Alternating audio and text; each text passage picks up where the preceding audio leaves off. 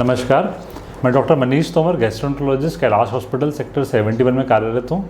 आज हम बात करेंगे अपने पेशेंट गितेश झा के बारे में, जो कि हमारे पास एक्यूट पैंक्रेटाइटिस डायग्नोज हुआ था और पेशेंट हमारे पास फिर हमने इसका एंडोस्कोपिक सर्जरी किया था। ये पेशेंट जब हमारे पास आया था बहुत क्रिटिकल था, high grade fever, severe pain abdomen था पेशेंट को। पेशेंट ऑक्सीजन पे था, आईसीयू में इसका स्टे था अप्रॉक्स 2 हफ्ते। पेशेंट को हमने सीटी किया, फिर सीटी में हमें पता चला कि पेशेंट को एक बड़ी स्यूडोसिस्ट बनी जिसका साइज़ अप्रॉक्स 15 सेंटीमीटर है।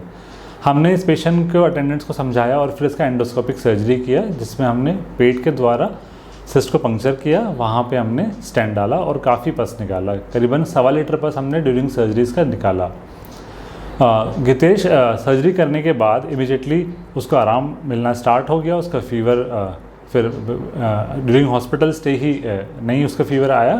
पेशेंट का पेन कम हुआ, हमने पेशेंट डिस्चार्ज किया और आज हम पेशेंट का स्टेंट निकाल रहे हैं। आप पेशेंट बिना किसी पेन किलर, बिना किसी एंटीबायोटिक के अपने घर पे बिल्कुल स्वस्थ। तो दोस्तों, ये थी एक पेशेंट के रिगार्डिंग इन्फॉर्मेशन।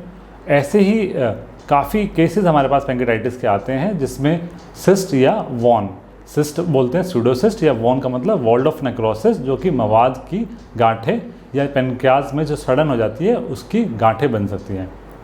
इनका उपचार पहले सर्जरी के माध्यम से किया जाता था, लेकिन आज के टाइम में हमारी एंडोस्कोपिक टेक्निक इतनी एडवांस हो गई है कि हम एंडोस्कोप के माध्यम से या ईयूएस एंडोस्कोपिक अल्ट्रासाउंड के माध्यम से हम उसका बहुत आसानी से ड्रेनेज कर सकते हैं। वहाँ प्लास्टिक एवं मेटल के स्टेंट डाल सकते हैं, जिसमें बाहरी पेशेंट को कोई ऑपरेशन नहीं होगा, कोई कट का निशान नहीं आएगा। इंटरनल सर्जरी है, पेशेंट को पता भी नहीं चलेगा कि उसका सर्जरी कर दिया गया और पेशेंट की रिकवरी भी बड़ी फास्ट होती है।